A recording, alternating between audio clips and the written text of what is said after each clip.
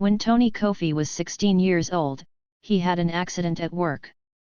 As he fell from a great height, he had a vision of himself playing a musical instrument, despite never having learned to do so.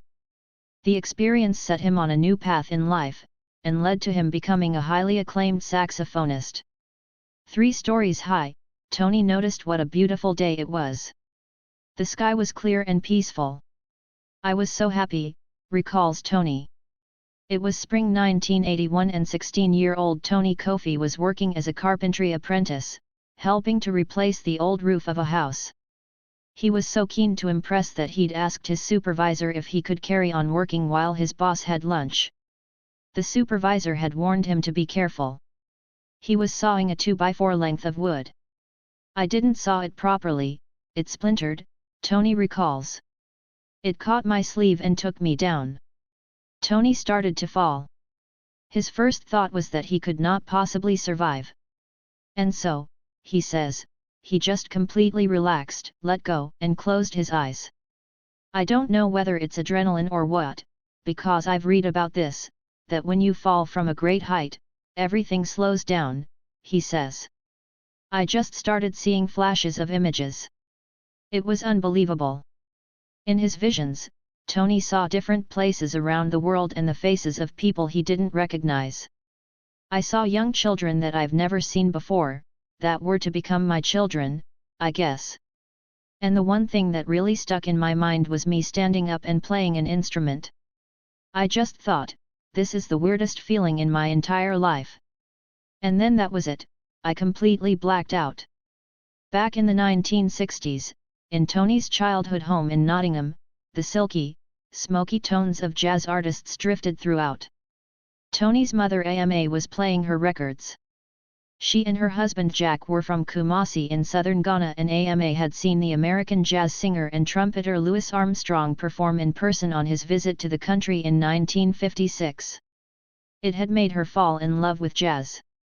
Jack had spent some time in England in his early 20s, pursuing his boxing career, and moved to Nottingham permanently in 1959 to set up home for his family. When J.Emma and their 2 boys joined him a year later, she brought a variety of records and the house was filled with syncopated jazz beats. J.Emma and Jack went on to have 7 boys in total, and Tony was their 5th child. Born in 1964, his memories of his upbringing are just like Armstrong's famous song "What a Wonderful World," with skies of blue and clouds of white. As a young child I can barely remember winter, he says, because I was having so much fun to ever think of these dark, cold days.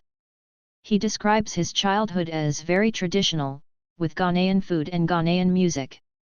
His parents insisted the family speak Shwi, their Ghanaian dialect, at home. English was for outside. But when it came to primary school, Tony was a bit of a tearaway. He says, I was born left-handed, and traditionally in Ghana if you have a left-handed child, they want to make him right-handed. It's an old tradition, and my parents insisted that I become right-handed. The school were informed. They had to make sure that I wasn't writing with my left, and I think that made me a little disruptive, because I was going against the grain. During those early years at school, Tony had no interest in anything other than sport, football, and playing with his friends. In secondary school he did express a passion for music but was told he wouldn't be able to study it. They gave you little tests and then they picked who was more focused and who was more grounded, says Tony, and I wasn't one of the ones that was chosen. I was pretty gutted about that, and then they put me into woodwork, so I just accepted it, and that was what I did all through my secondary school.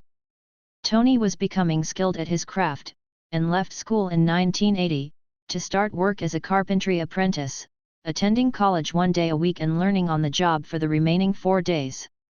It was on one of these jobs that he had his terrible fall. Short presentational gray line.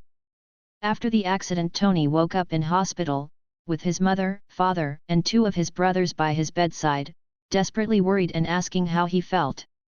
I said, my head really hurts, and they said, you gave us a fright, you've been out for days. Disorientated, bruised, and with severe head trauma, Tony was told that he had hit his head so hard in the fall that he could have died from the impact. He remembers his work supervisor coming to visit him in hospital. He said to me, "You just completely hit the bottom on your head like a sack of potatoes."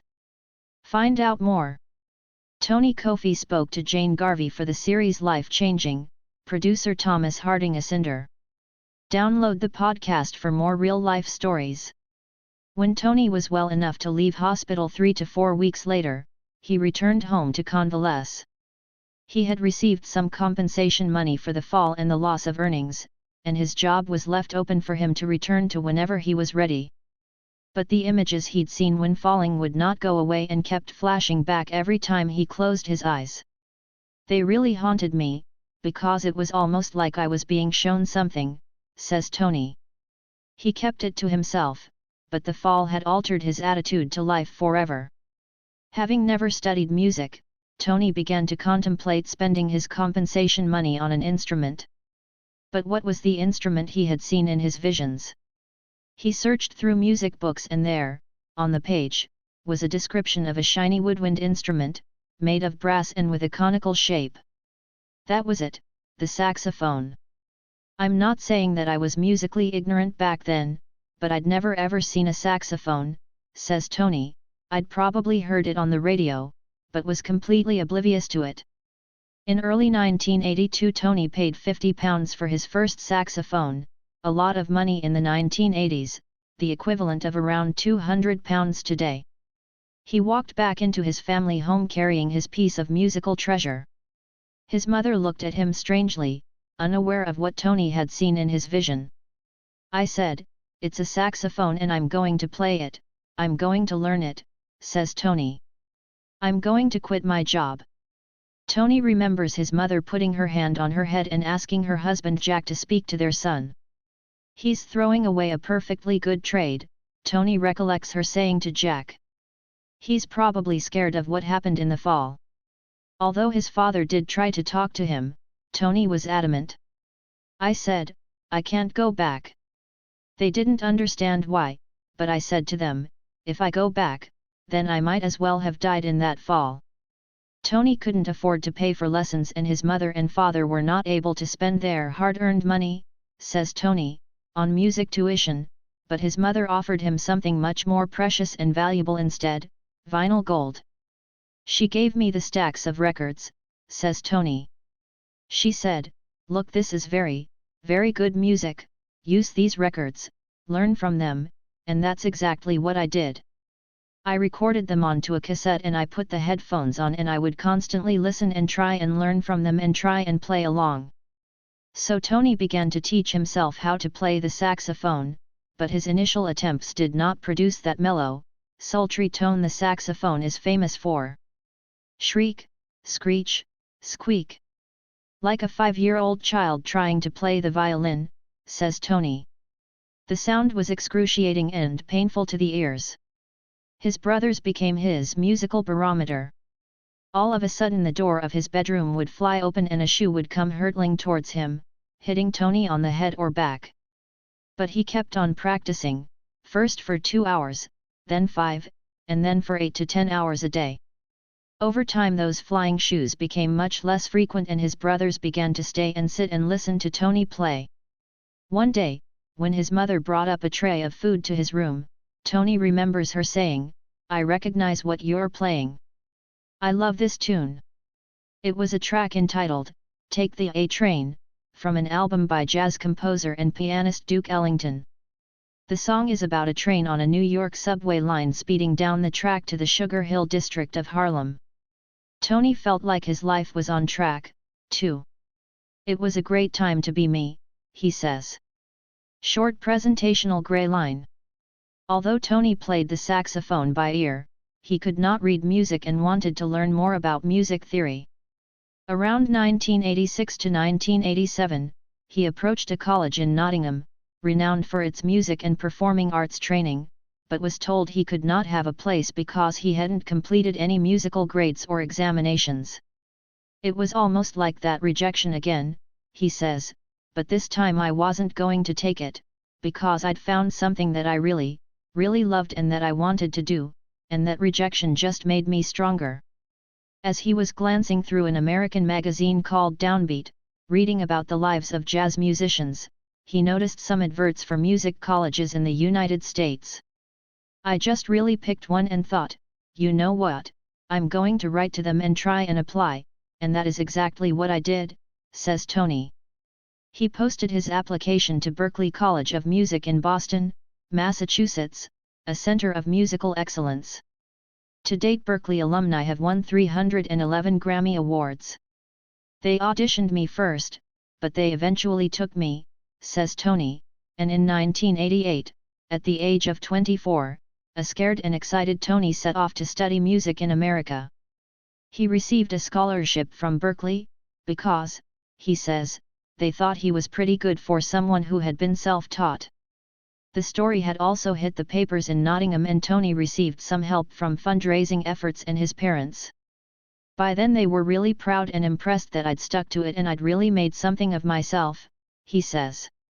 When they realized I'd been accepted into Berklee College of Music, everyone was like, wow, this is not a joke, this is really serious, and then, at that time, I did tell my parents about the visions. Tony says they accepted that this was the right path for their son. He had a fantastic time at Berklee. The college attracted musicians from all over the world wanting to learn the art of jazz. Some were self-taught, like Tony, others classically trained. They accepted my showing up there as the most normal thing, he says. But yet in England, in the country that I was born in, it's almost like you have to go through a system to be accepted. When he returned to England, he worked on his first album, All Is No, which won the Parliamentary Jazz Award and the BBC Jazz Award in 2005. I remember the first track that we recorded was called Boo Boo's Birthday by American jazz composer and pianist Thelonious Monk, he says, and I remember having the music in front of me. I did a first take and we listened to it, and I thought to myself, you know what, it sounds like I'm reading from the hymn sheet. I just thought, okay, I've got to go back to how I feel comfortable, how I started. So I tore up the music, put it in the bin and just played 5 choruses of pure magic, and that's how I did the whole album, without any music, and just played. Short presentational gray line. As well as being a musician, composer, and band leader, Tony also works as a teacher at the Julian Joseph Jazz Academy and the World Heartbeat Music Academy. In September 2020 he started teaching at Trinity Laban Conservatoire of Music and Dance, and this year was awarded an honorary professorship from Nottingham University. He loves to work with musicians both young and old, inspiring others to live their dreams and never give up hope.